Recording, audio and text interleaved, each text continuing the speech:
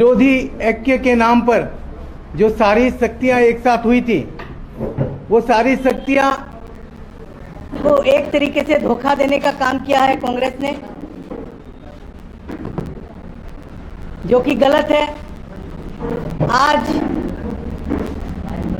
उन्होंने कुल 13 सीटों में कांग्रेस ने खुद अपने पास सीटें रखी हैं और एक सीट पर उन्होंने एजीपी को उम्मीदवारी दी है।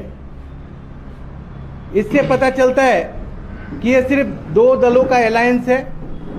विरोधी ऐक्य मंच के नाम पर इन्होंने अभी तक असम की जनता को धोखे में रखा है। 2024 का चुनाव एक ऐतिहासिक चुनाव है, जिसमें एक तरफ भारतीय जनता पार्टी इस देश की सारी लोकतांत्रिक संस्थाओं को कमजोर करने का काम कर रही है, देश के गणतंत्र को कमजोर करने का काम कर रही है, देश के निर्वाचन आयोग को कमजोर करने का काम कर रही है। ये लोग संविधान को नहीं मानते, सुप्रीम कोर्ट को नहीं मानते। एक तरफ ऐसी भारतीय जनता पार्टी की सरकार है जिसके खिलाफ पूरे देश को एकजुट होना है, और इसी लक्ष्य के साथ यूनाइटेड ओपोजिशन का फॉर्मेशन हुआ था। इसी लक्ष्य के साथ इंडिया अलायंस का फॉर्मेशन हुआ है।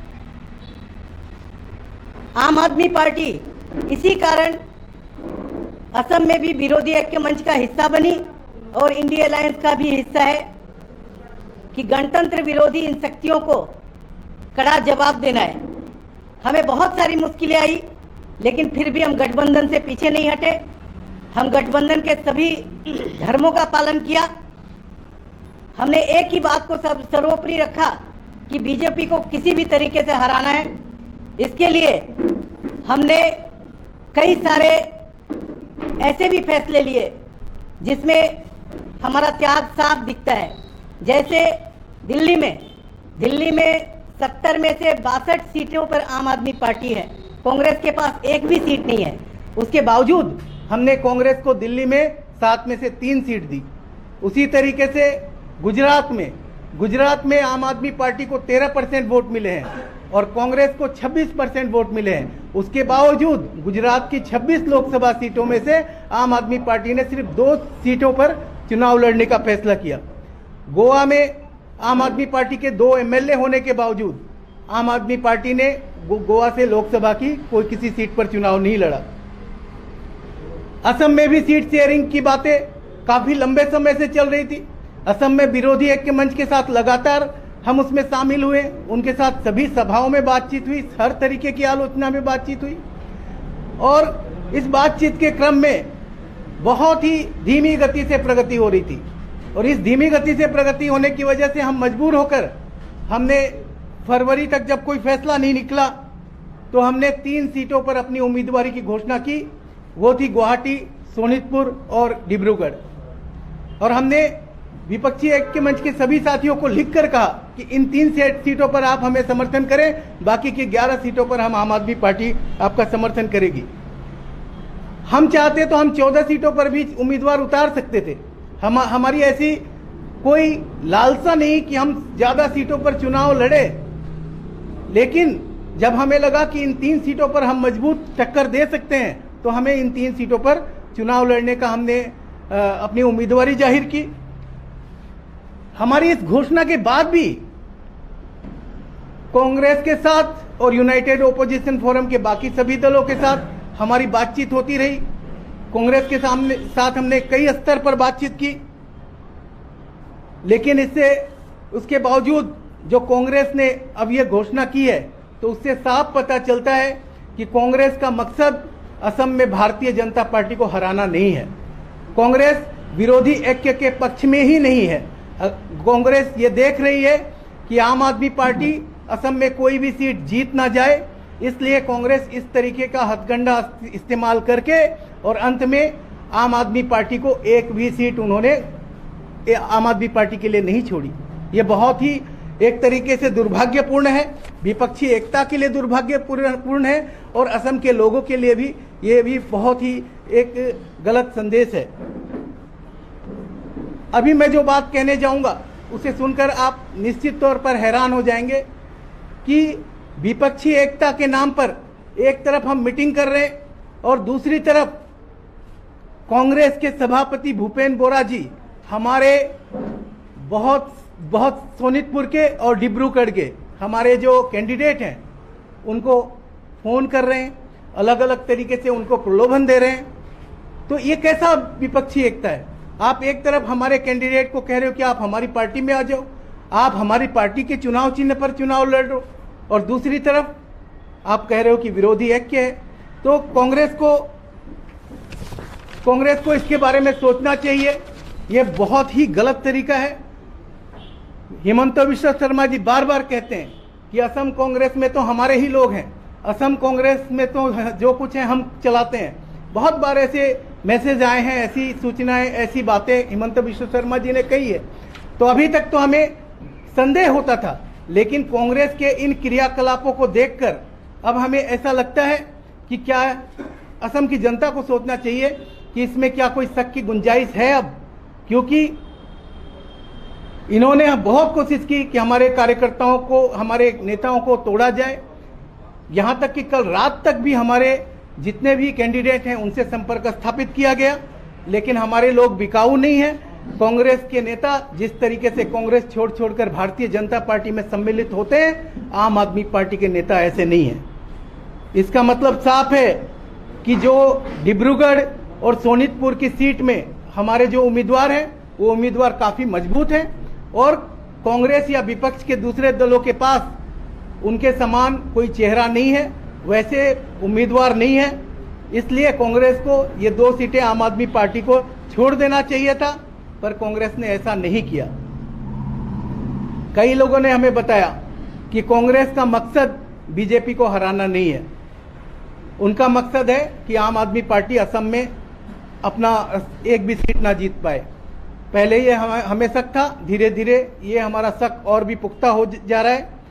आज हम असम की जनता को बताना चाहते हैं कि अब आप तय कीजिए कि कौन लोग विपक्षी एकता के पक्ष में हैं और कौन नहीं, कौन देश के संविधान को बचाने के लिए, बीजेपी को हराने के लिए संकल्पबद्ध है, कौन बीजेपी को हराने के लिए अपना बलिदान दे सकता है और किन्हें सिर्फ अपने स्वार्थों की चिंता है। आम आदमी पार्टी की पॉलिटिकल अफेयर कमेटी, जो हमारी राजनीतिक परिक्रमा समिति है, जो आम आदमी पार्टी की सबसे बड़ी बॉडी है, उन्होंने एक बहुत ही महत्वपूर्ण फैसला लिया है जिसे हम सर्वोच्च त्याग कह सकते हैं, सर्वोच्च बलिदान कह सकते हैं कि आम आदमी पार्टी गुवाहाटी सीट पे चुनाव नहीं लड़ेगी। लेकिन साथ ही साथ हम कांग्रेस को यह चुनौती देते हैं कि अगर वो लोग विपक्षी एकता के पक्ष में हैं और कांग्रेस के लोग अगर भारतीय जनता पार्टी को सही में हराना चाहते हैं तो वो डिब्रूगढ़ और सोनितपुर सीट से अपनी उम्मीदवारी वापस ले ले। आम आदमी पार्टी इस बार गुवाहाटी लोकसभा सीट पे चुनाव नहीं लड़ेगी, सोनितपुर और डिब्रूगढ़ में हम पूरी ताकत के साथ चुनाव लड़ेंगे। तो कांग्रेस के लोग अगर हमारी ये चुनौती नहीं स्वीकार करते हैं, वो सोनितपुर और डिब्रूगढ़ सीट को नहीं छोड़ते हैं, तो इसका मतलब साफ होगा कि कहीं ना कहीं वो लोग भाजपा को सहायता करने के लिए हैं, कहीं ना कहीं वो लोग बीजेपी को सहायता करने के लिए। धन्यवाद।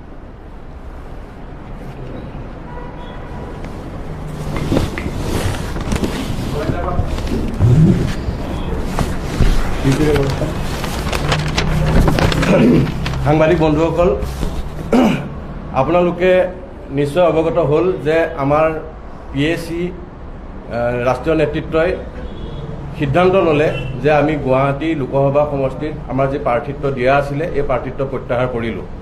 আপোনালোকে জানে যে আমাৰ গুৱাহাটীৰ এই লোকসভা সমষ্টিটো ডিমৰীয়াৰ পৰা পশ্চিম গোৱালপাৰালৈকে আমাৰ কৰ্মীসকলে যিদিনাই আমাৰ ৰাষ্ট্ৰীয় নেতৃত্বই 3খন আসন ঘোষণা কৰিছিল সেইদিনাৰ পৰাই আমাৰ পুৰা উদ্যমেৰে জনসাধাৰণৰ মাজত গৈ বিজেপিৰ বিৰুদ্ধে প্ৰচাৰ চলাই সম্পূৰ্ণৰূপে নিৰ্বাচনত অৱতীৰ্ণ হ'ব পৰাকৈ কাম কাজ আগবঢ়াই নিছিল।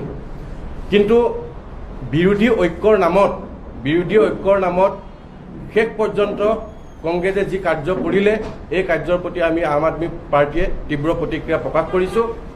কাৰণ ভূপেন বৰা ডাঙৰীয়াৰ নেতৃত্বত যি বিৰোধী ঐক্য মঞ্চ গঢ় লৈ উঠিছিল বা অন্যান্য যি 16টা বিৰোধী ৰাজনৈতিক দলে কংগ্ৰেছৰ নেতৃত্বত বিৰোধী ঐক্য মঞ্চত সামিল হৈছিল, এই বিৰোধী ঐক্য মঞ্চৰ আটাইকেইটা দলক বিজেপিৰ বিৰুদ্ধে ৰাইজৰ মাজলৈ লৈ যাবলৈ ভূপেন বৰা ডাঙৰীয়া অৰ্থাৎ কংগ্ৰেছ সক্ষম নহল।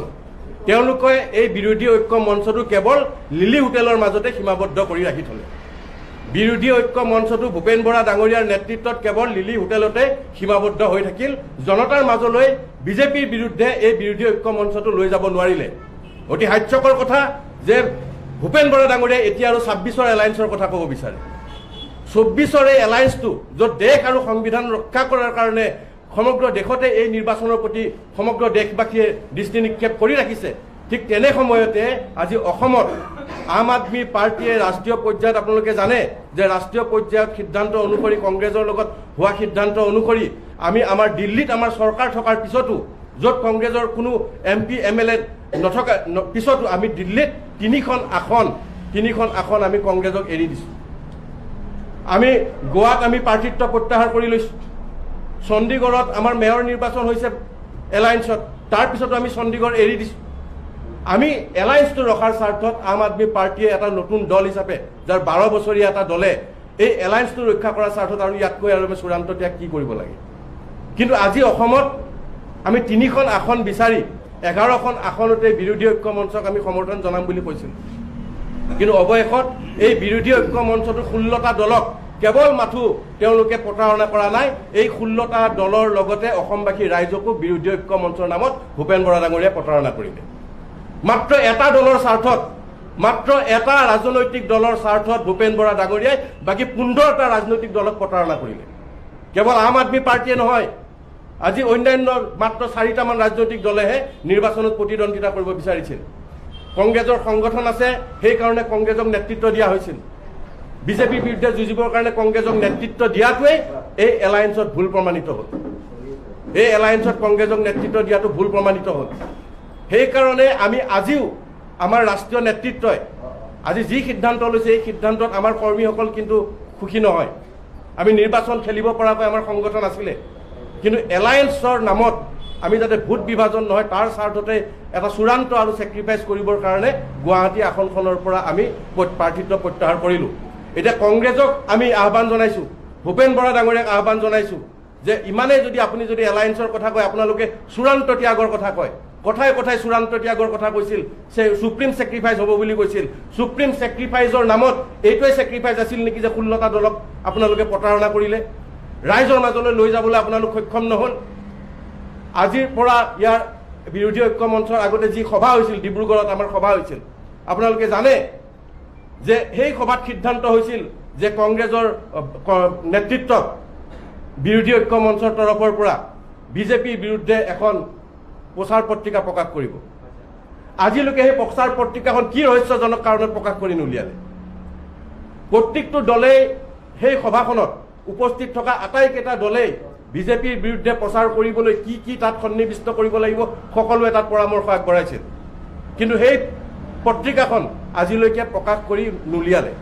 গতিকে ইয়াৰ দ্বাৰাই গম পায় যে এই বিৰোধী এলায়েন্সটোত বিজেপিক দুৰ্বল কৰাৰ স্বাৰ্থত নহয়, বিজেপিৰ বিৰুদ্ধে যুঁজাৰ স্বাৰ্থত নহয়, একমাত্ৰ বিৰোধী ঐক্য মঞ্চক দুৰ্বল কৰাৰ কাৰণে এটা দলৰ স্বাৰ্থত আটাইকেইটা দলৰ বিৰুদ্ধে ভূপেন বৰা ডাঙৰীয়াৰ নেতৃত্বত এই ষড়যন্ত্ৰ ৰচা হৈছে। কিন্তু যিহেতুকে নিৰ্বাচন সমাগত, আমি আগন্তুক এই নিৰ্বাচনটোত শোণিতপুৰ আৰু ডিব্ৰুগড়ত পূৰ্ণ উদ্যমেৰে আমি নিৰ্বাচন খেলিবৰ কাৰণে আমাক ৰাষ্ট্ৰীয় নেতৃত্বই আজি চূড়ান্ত সিদ্ধান্ত আমাক দিলে, আৰু এই সিদ্ধান্তৰ পিছত আমি কংগ্ৰেছলৈ আমি ঠেলিছোঁ যে আপোনালোকে যে ছেক্ৰিফাইচৰ কথা কয় তেতিয়াহ'লে এই ক্ষেত্ৰত আপোনালোকে ছেক্ৰিফাইচ কৰি দেখাওক। ধন্যবাদ।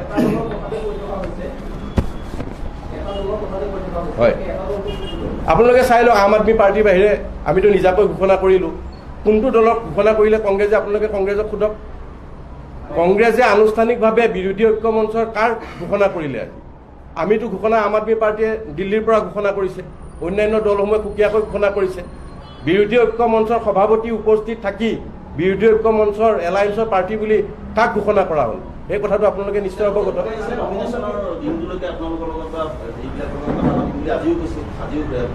নাই, ভূপেন বৰা ডাঙৰীয়াই, মই ক'লো নহয়, ভূপেন বৰা ডাঙৰীয়াই এইটো বিৰোধীক দুৰ্বল কৰাৰ ষড়যন্ত্ৰ।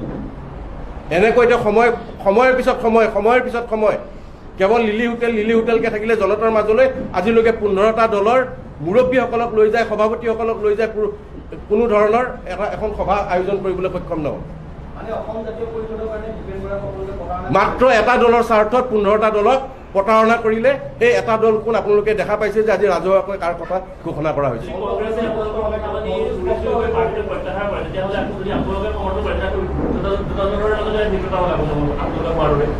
আটাইকেইটা দলে নিৰ্বাচন খেলিব বিচৰা নাছিল। 16টা দলে নিৰ্বাচন খেলিব বিচৰা নাছিল।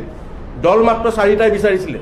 আমি 3খন আসনত আগতীয়াকৈ আমাৰ সংগঠন বিস্তাৰ কৰি ৰাইজৰ মাজত যাবৰ কাৰণে ৰাষ্ট্ৰীয় নেতৃত্বই সিদ্ধান্ত লৈ 3খন আসনত নিৰ্বাচন খেলিব দিলে। আজি আপোনালোকে জানে যে CPM বৰপেটাত ঘোষণা কৰিবলগীয়া হ'ল। মাত্ৰ এখন বিচাৰিছিলে, কিয় দিব নোৱাৰিলে? কিয় দিব নোৱাৰিলে তেওঁলোকক? গতিকে এই আটাইবোৰ কথাতে আমি দেখিছোঁ যে ৰহস্যজনক কাৰণত বিজেপিক সহায় কৰাৰ স্বাৰ্থতে যেন এই বিৰোধী ঐক্য মঞ্চ ইমান দিনলৈ এনেকৈ সময়ৰ পিছত সময় অতিবাহিত কৰিলে আৰু এটা দলৰ স্বাৰ্থত 15টা দলক এনেদৰে ষড়যন্ত্ৰত লিপ্ত কৰি বিৰুদ্ধে দুৰ্বল কৰাৰ ষড়যন্ত্ৰ ৰচিলে।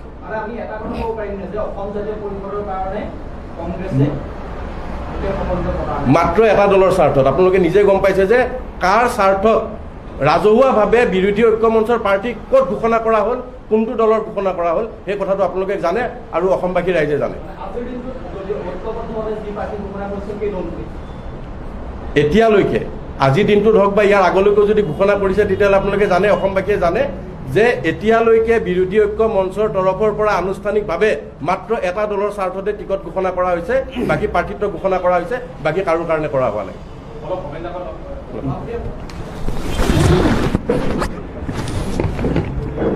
আপুনি প্ৰচাৰো চলাই আছিলে, আপুনি নিশ্চিত আছিল যে আমি নিৰ্বাচন খেলিমেই বুলি আগতে আৰু এটা প্ৰশ্ন উত্তৰ দি লওঁ। বিৰোধী ঐক্য মঞ্চৰ পৰা বাকী 12টা দলৰ ডিক্লেয়াৰ কৰিছে নেকি? এইটো কংগ্ৰেছে কৰিছে। মাত্ৰ এখন বিৰোধী ঐক্য মঞ্চ কৰা বুলি কৈছে। তাত আমাৰ চহী আছেনে? বাকী 16টা দলৰ সভাপতিসকলৰ চহী আছে নেকি বিৰোধী মঞ্চ যে বুলি কৈছে? বা তেখেতসকলৰ হৈ কোনোবাই চহী কৰিছে নেকি? গতিকে ইয়াত কোনো বিৰোধী ঐক্য মঞ্চ বুলি তেওঁলোকে কৰা নাই। তেওঁলোকে কংগ্ৰেছে মই মতালি কৰিছে, ভূপেন বৰাই মই মতালি কৰিছে। তেওঁ নিজকৈ নিজৰ ইচ্ছামতে তেওঁলোকে শাসন ঘোষণা কৰিছে। হয়, আম আদমি পাৰ্টীয়ে এমাহ পূৰ্বে আমাৰ প্ৰাৰ্থিত্ব ঘোষণা কৰিছে। আমাক সেইবাবে নিৰ্দেশ দিয়া হৈছিলে। সেইবাবে আমি ৰাইজৰ কাষলৈ গৈছিলোঁ। অন্ততঃ মই যোৱা এমাহত প্ৰতিটা মোৰ বিধানসভা সমষ্টিতে মই অন্ততঃ 2-3বাৰকৈ গৈছোঁ। ৰাইজৰ মৰমাদৰ পাইছোঁ। আম আদমি পাৰ্টীয়ে মৰমাদৰ পাইছে। গতিকে আমি তেনেদৰে প্ৰিপেয়াৰ কৰিছিলোঁ। আমি প্ৰিপেয়াৰ কৰিছিলোঁ যদি আমি এনেকুৱা নহয়, কংগ্ৰেছৰ দৰে নহয় যে আমি তাত লাগি থাকিম। বিৰোধী ঐক্যৰ স্বাৰ্থত, অসমৰ ৰাইজৰ স্বাৰ্থত অসমৰ ৰাইজে বিচাৰিছিল বিৰোধী একগোট হৈ নিৰ্বাচন খেলক, বিজেপিক হৰুৱাওক। এই অসমৰ যে ৰাইজে যে বিচাৰিছিল বিৰোধী ঐক্য মঞ্চৰ যি এতিয়া সভাপতি ভূপেন বৰা ডাঙৰীয়াই, কংগ্ৰেছৰ সভাপতি ভূপেন ডাঙৰীয়াই কিন্তু এইটো হ'বলৈ নিদিলে। কি স্বাৰ্থত হ'বলৈ নিদিলে? গতিকে আমি আৰু এখোজ আগুৱাই আহি আমি আৰু সুপ্ৰিম ছেক্ৰিফাইচ কৰিবলৈ আমি আজি গুৱাহাটীৰ প্ৰাৰ্থিত্ব উঠাই ল'বলৈ সিদ্ধান্ত লোৱা হৈছে চেণ্ট্ৰেল PACৰ পৰা। আৰু কংগ্ৰেছক কোৱা হৈছে, দাবী জনোৱা হৈছে যে আপোনালোকে শোণিতপুৰ আৰু ডিব্ৰুগড়ৰ প্ৰাৰ্থিত্ব উঠাই লওক। সেইমৰ্মে আমি এখন পত্ৰও তেওঁলোকক লিখিছোঁ। পত্ৰ আমাৰ হাতত আছে, এইখন পত্ৰ। গতিকে সুপ্ৰিম ছেক্ৰিফাইচ কাক কয়, হায়েষ্ট ছেক্ৰিফাইচ কাক কয়, ভূপেন বৰাই শিকি লওক, জানি লওক। কাৰণ তেওঁ 16টা দলক নেতৃত্ব দিম বুলি আগুৱাই আহিছিলে। এতিয়াও তেওঁৰ শুভবুদ্ধি উদয় হওক, আৰু সকলো বিৰোধী দলকে প্ৰতিজ্ঞা কৰিবলৈ তেওঁ সুবিধা কৰি দিয়ক।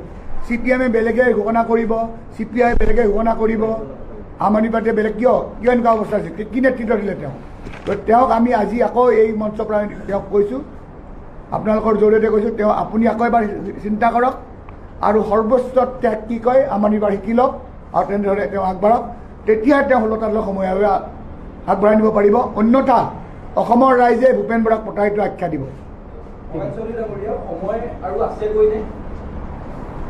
হয়,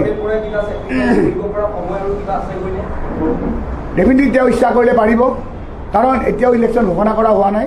ডেফিনেটলি তেওঁ পাৰিব, তেওঁ সিদ্ধান্ত এইটো।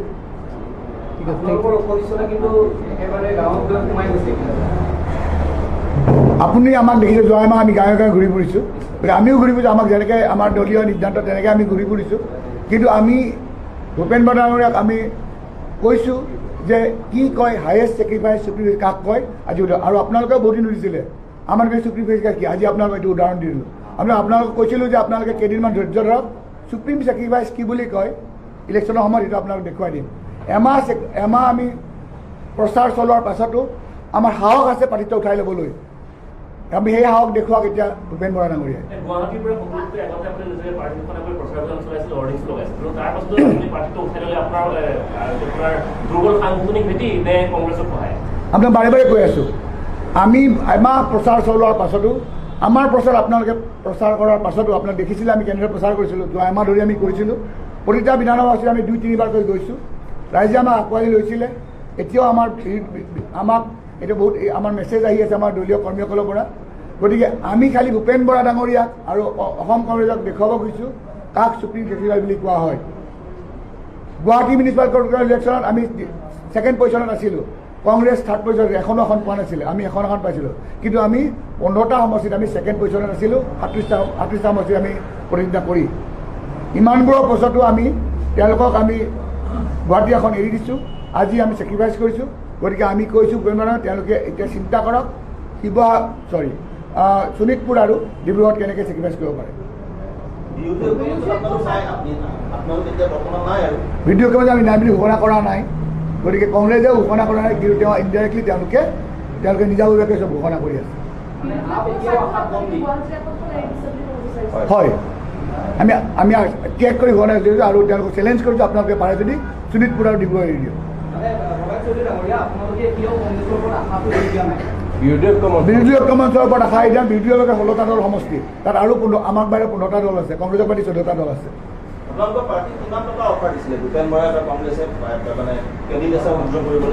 নাই তেনেকুৱা কোনো টকাৰ কথা নাই কিন্তু তেওঁলোকে প্ৰলোভন দিছিলে নাজানো তেওঁ প্ৰলোভন কৰিছে হাতৰ চিহ্নত এতিয়াওতো দুৰ্নীতিযোগে হাতৰ চিহ্নত খেলিবলৈ কৈ আছে আজিও কয় যে আপুনি হাতৰ চিহ্নত খেলক তেনেকুৱা ধৰণৰ ইনফৰ্মেশ্যন আমাৰ লগত নাই নাই বহা অভাৰ ফোনত আজিও কথা হৈছে আমি বিৰোধী অংশ মঞ্চ এতিয়াও অংশীদাৰ আজিও অংশীদাৰ আমি ডিক্লেয়াৰ কৰা নহয় বুলি আৰু আমি ডেফিনেটলি আমি বিৰোধী ঐক্য মঞ্চৰ যিসকল সভাপতি আছে বা অন্যান্য সদস্যৰ কথা পাতিম